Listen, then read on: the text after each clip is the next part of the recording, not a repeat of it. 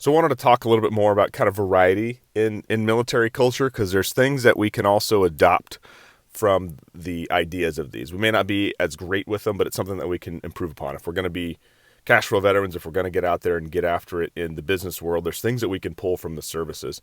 And so I like to think about it like this. Out of my experiences of working with people across different services, whether that's been in the military or outside of the military, there's things that tend to hold true. Now, each of them, everybody has their own subcultures that come along with that. Everybody has their positives and negatives with it. So it's not to throw shade one way or the other. It's just to kind of talk about what the generic culture of each service is, at least from what I've seen and what I've researched a little bit as well. So the Army, they're great planners, putting major operations together, having the people doing specific things. They grow up from the tactical level as a tactical planner all the way up through. In every echelon that they move up, there's always a level of planning that they are learning.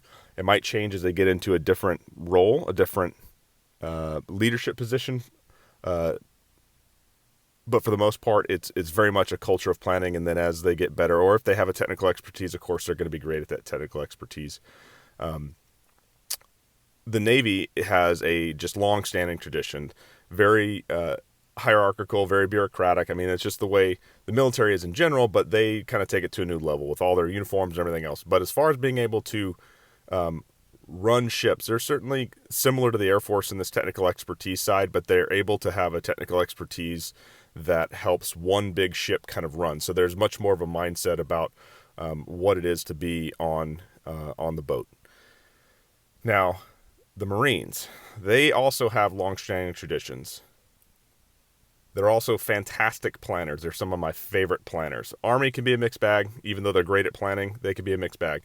Marines, every Marine that I've ran into has been fantastic, and they're great at planning, and they're just great at getting stuff done. And that's one of the things I absolutely love about them. They're the MacGyvers.